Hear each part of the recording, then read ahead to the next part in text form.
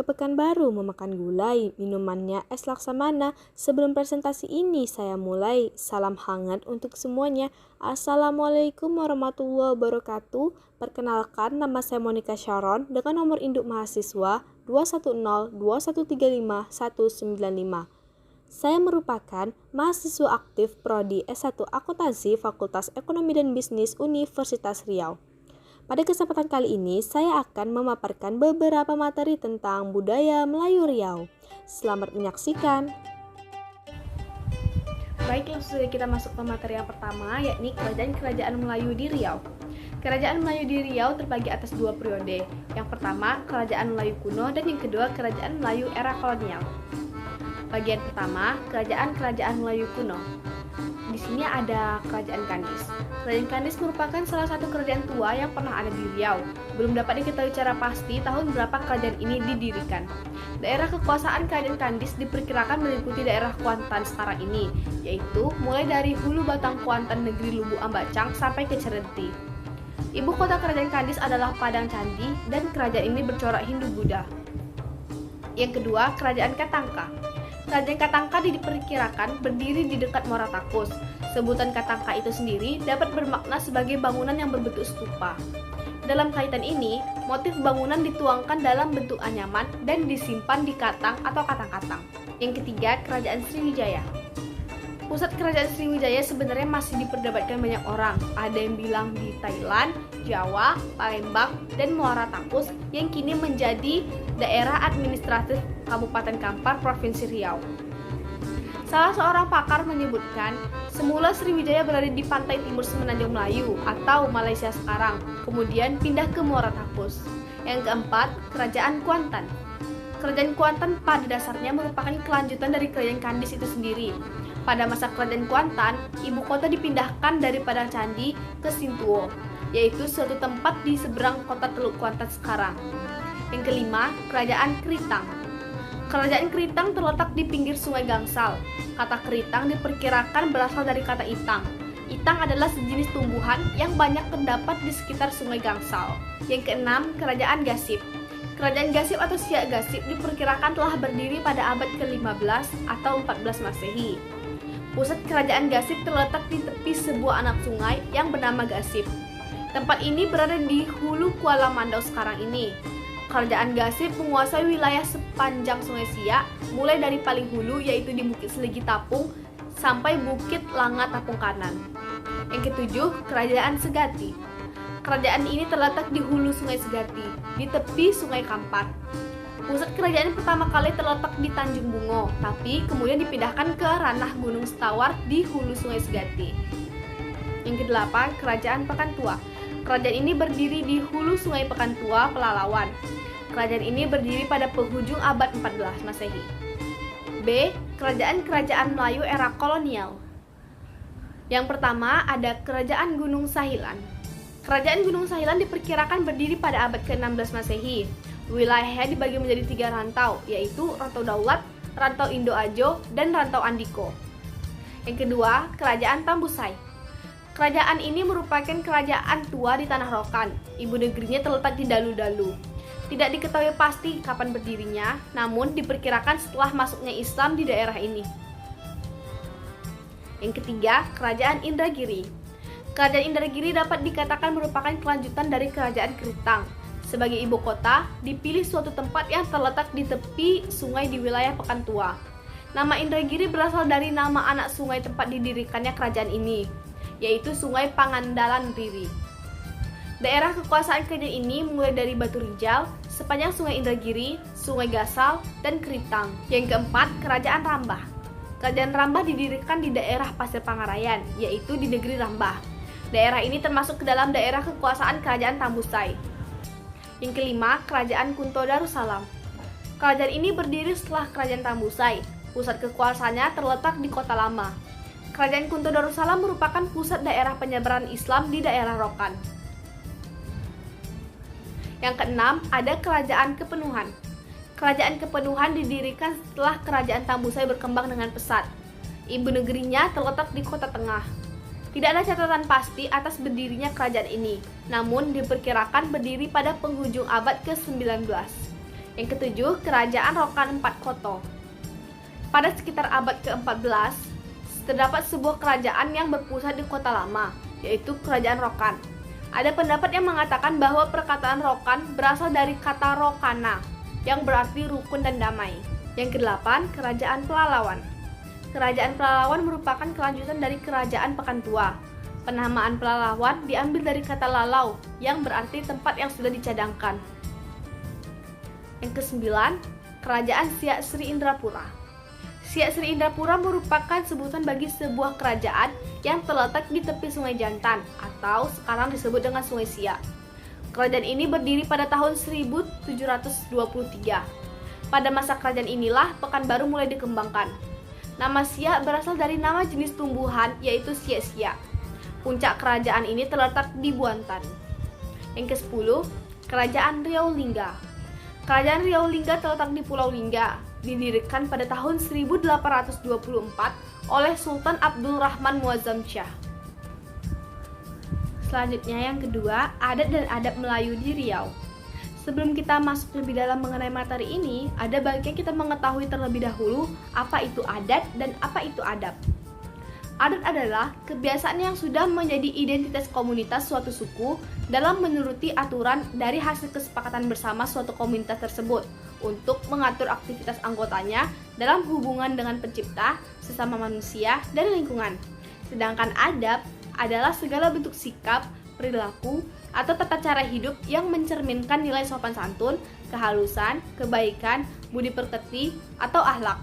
Lalu, apa sih adat dan adab Melayu di Riau? A. Adat istiadat kehamilan. 1. Meniga bulan, yaitu rangkaian upacara kehamilan yang dilaksanakan pada usia kandungan 3 bulan. Yang kedua, menempah bidan, yaitu menentukan bidan yang akan membantu dalam proses kelahiran kelak.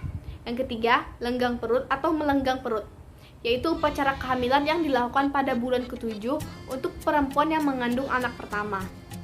Yang keempat, menuju bulan, yaitu upacara yang dimaksudkan untuk melihat apakah calon ibu sudah memasuki usia kehamilan 7 bulan atau belum. B. Adat istiadat kelahiran. 1. Menanam ari-ari atau kakak bayi. Yang kedua, tanggal pusat, yaitu ritual yang dilakukan setelah waktunya pusat bayi tanggal.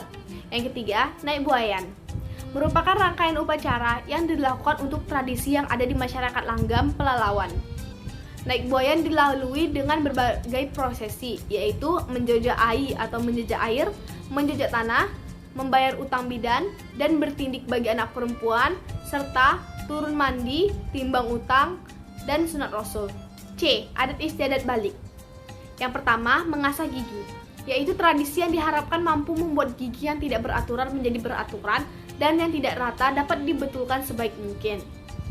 Yang kedua, pingitan, yaitu tradisi ketika memiliki anak perempuan yang sudah beranjak dewasa atau anak dara untuk lebih banyak tinggal di rumah dan hanya sesekali pergi keluar. D. Adat istiadat kematian. Yang pertama, kenduri arwah dan doa. Kenduri arwah dan doa diadakan oleh keluarga si jenazah setelah jenazah dikebumikan. Diadakan pada hari pertama, ketiga, ketujuh, ke-40, atau ke-100 hari. Yang kedua, ada juga masyarakat Melayu yang melakukan adat turun batu, yaitu menimbun kubur dengan batu-batu kecil dan membina pagar kecil di sekeliling pusara tersebut selepas 100 hari orang itu meninggal. Dan yang terakhir ada adat istiadat perkawinan. Yang pertama, mencari jodoh atau mengintip. Yang kedua, merisik atau berkunjung dan bertamu. Yang ketiga, meminang. Yang keempat, antar tanda pertunangan. Yang kelima, antar belanja. Yang keenam, menjemput atau memberi undangan. Yang ketujuh, menggiling rempah. Yang kedelapan, menegak bangsal. Bangsal di sini adalah tempat masakan atau tempat hidangan. Yang kesembilan, menggantung atau dekorasi. Yang ke-10 berinai. Yang ke-11 ijab kabul. Dan yang terakhir, tepung tawar. Berikut saya sajikan bentuk pemakaian kata sapaan kekerabatan berdasarkan garis keturunan.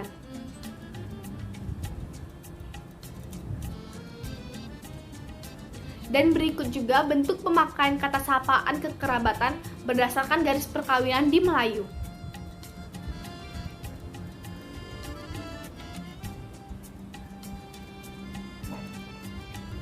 Selanjutnya kita masuk ke materi yang ketiga, yakni masyarakat hukum adat Melayu di Riau. Sistem pemerintahan adat Melayu di Riau. Yang pertama ada Sultan, merupakan pemimpin pemerintahan serta menjadi orang yang paling dihormati di dalam hukum adat Melayu Riau. Yang kedua, Kedatua Sejawat, merupakan jabatan setingkat menteri yang tugasnya adalah membantu Sultan dan penghulu besar. Yang ketiga, Hulu Balang atau Panglima, merupakan pengawal Sultan pada keadaan umum dan khusus. Yang keempat, Kedatuan Kelompok, merupakan orang-orang yang memimpin setiap suku atau kelompok yang ada di dalam wilayah kekuasaan Sultan. Yang kelima, Penghulu Besar, merupakan pemimpin yang ditunjuk oleh Sultan atau dipilih masyarakat untuk memimpin wilayah tertentu. Yang keenam, ada Penghulu Kecil, merupakan pemimpin wilayah yang lebih kecil dari Penghulu Besar. Yang ketujuh, Datuk Penghulu dan Batin, merupakan orang yang akan menghubungkan antara penghulu kecil dengan penghulu besar. Yang kedelapan, jabatan untuk pemegang ritual keagamaan. Penyelesaian masalah adat Melayu di Riau. Jika ada seseorang atau sekelompok orang yang melanggar hukum adat di wilayah adat Melayu Riau, maka akan memasuki pengadilan adat. Sistem peradilan dilakukan oleh pemangku jabatan pemerintahan. Biasanya, pemimpin sidang adalah datuk para penghulu. Persidangan ini juga bisa diikuti oleh masyarakat untuk memberikan masukan dan pendapatnya. Sanksi adat Melayu di Riau. Yang pertama ada hukum sosial. Siapapun yang melanggar hukum adat akan mendapatkan perlakuan sosial yang berbeda dari kelompok masyarakat di kampung atau daerah adat. Perlakuan ini bisa pengucilan dari lingkungan pergaulan. Yang kedua, denda, yang biasa disebut dengan DAM. Denda yang harus diberikan oleh pelanggar hukum adat dapat berupa beras, padi, hewan ternak, perhiasan, uang, dan berbagai benda berharga lainnya. Yang ketiga, penghapusan identitas. Seseorang yang melanggar hukum adat secara berat dapat dihapuskan identitas adat dari dirinya. Kita masuk ke materi yang keempat, yakni atur cara kehidupan dan kepemimpinan Melayu Riau. Mungkin dari teman-teman ada yang bertanya, bagaimana sih atur cara kehidupan masyarakat Melayu Riau? Kehidupan masyarakat Melayu Riau pada dasarnya diatur oleh adat Melayu itu sendiri. Ada banyak tata cara kehidupan Melayu yang diajarkan, seperti tata cara pernikahan, kelahiran, kematian, dan lain-lain. Ungkapan adat Melayu, biar mati anak, jangan mati adat, mencerminkan betapa pentingnya eksistensi adat dalam kehidupan masyarakat Melayu. Jadi, dalam kehidupan masyarakat Melayu, adat istiadat berfungsi untuk mengatur hampir seluruh sisi kehidupan, memberikan arahan dan landasan dalam semua kegiatan, mulai dari hal kecil hingga hal besar. Teman-teman ada yang pernah dengar nggak apa itu tunjuk ajar Melayu? Tunjuk ajar Melayu ialah ungkapan dalam bahasa khas yang mengemukakan petuah, nasihat, amanah, petunjuk, pengajaran, dan suri tauladan untuk mengarahkan manusia kepada kehidupan yang benar dan baik. Dalam Melayu, tunjuk ajar memiliki kedudukan yang sangat penting, menjadi rujukan atau patokan utama kesadaran, moralitas, dan pembentukan jati diri dalam kehidupan masyarakat. Fungsinya luas, yang seperti metaforik disebut sebagai pegangan, azimat, pakaian, rumah, tulang, jagaan, amalan, dan timang-timang bagi diri.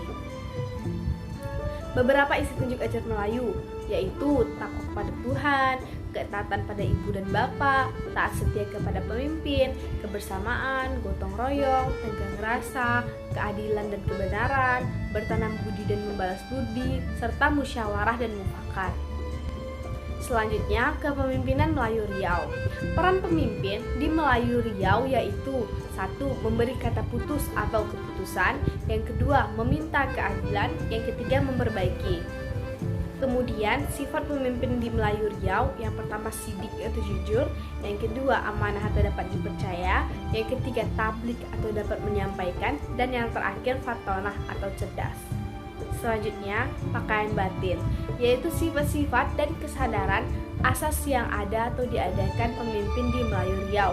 Yang pertama ada kejujuran, aturan, akal budi, keteladanan, keelokan, dan lain sebagainya.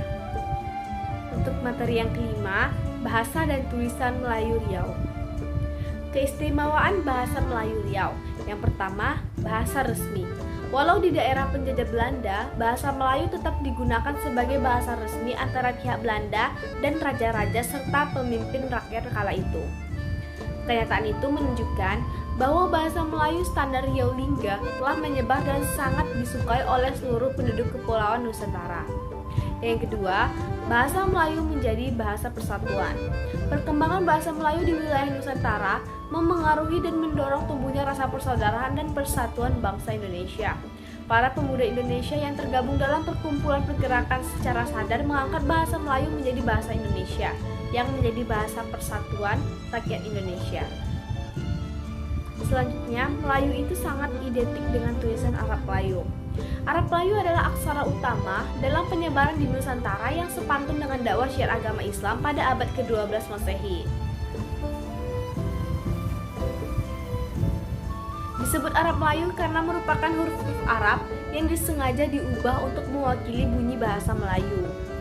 Perlambangan huruf Melayu merujuk pada bentuk huruf Arab.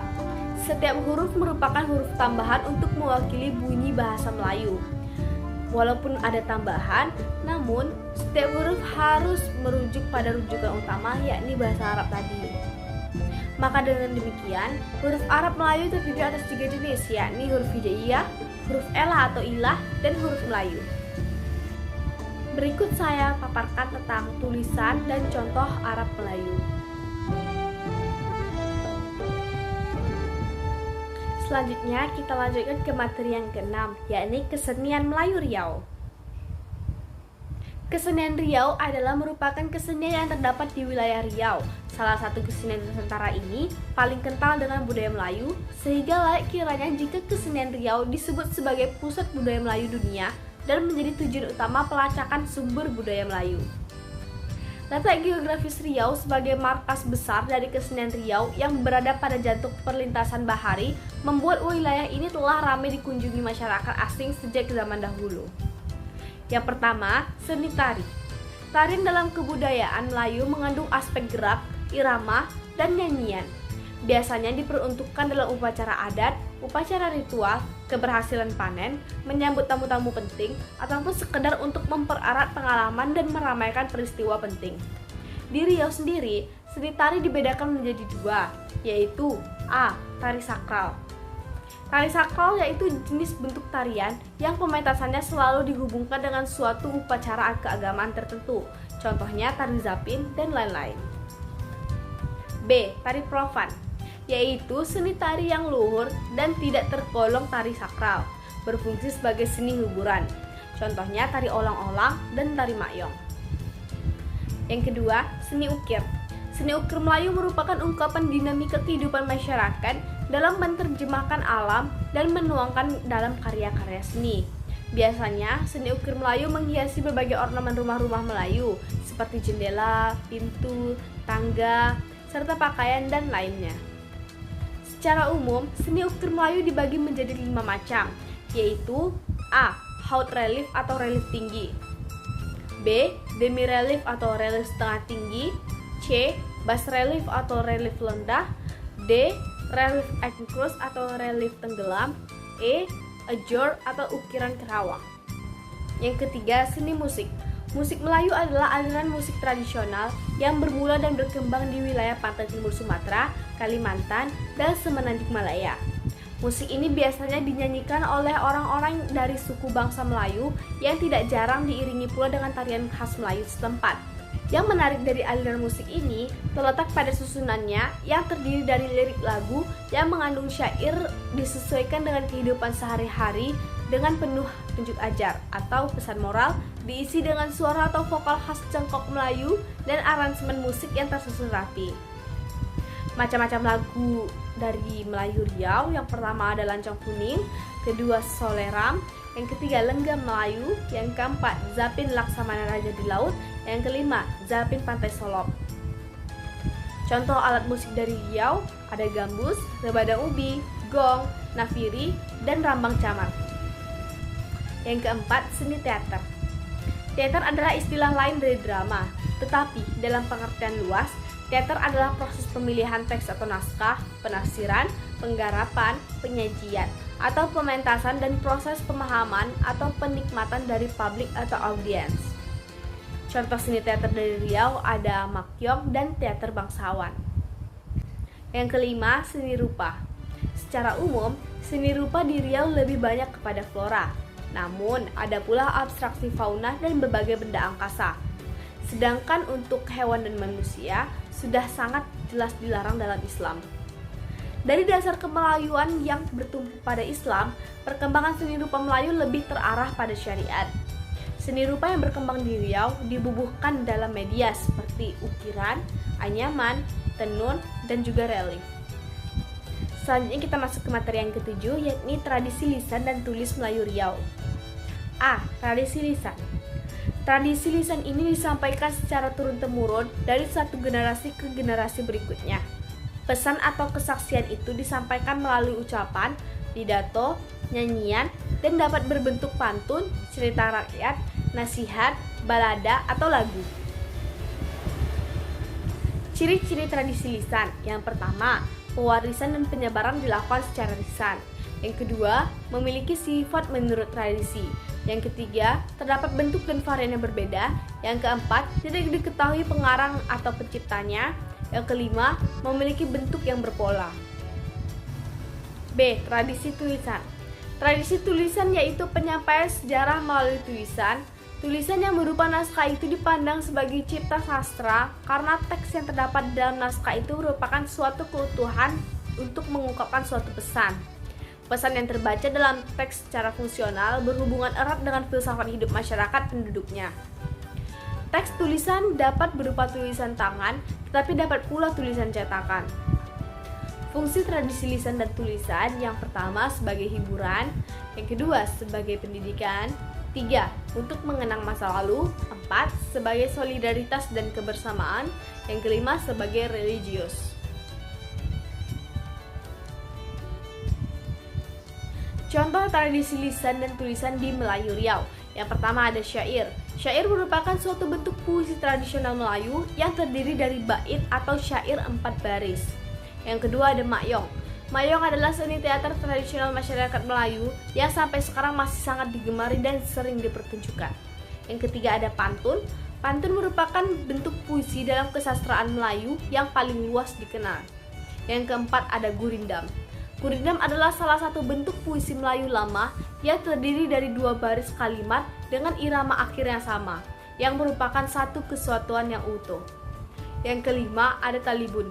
Talibun adalah pantun yang memiliki susunan genap antara 6 hingga 10 baris.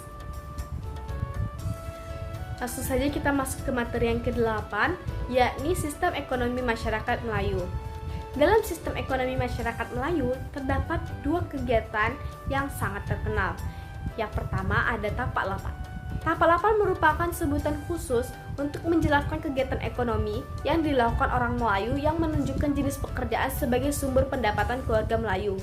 Dari namanya sendiri, tapak lapan, terdapat 8 bidang pekerjaan yang dapat dilakukan oleh keluarga Melayu, yaitu berladang, beternak, menangkap ikan, beniro atau menetek enau, mengambil hasil laut atau hutan, berkebun tanaman keras atau tanaman tahunan, bertukang, dan berniaga. Selanjutnya ada peresuk. Peresuk adalah pentahapan jenis pekerjaan orang Melayu. Biasa melakukan lebih dari 1 jenis pekerjaan produktif untuk memenuhi kebutuhan hidupnya. Kuantitas kerja tersebut terbilang pada tingkat kesulitan dan lama pengerjaan dalam rentang waktu 1 hari penuh.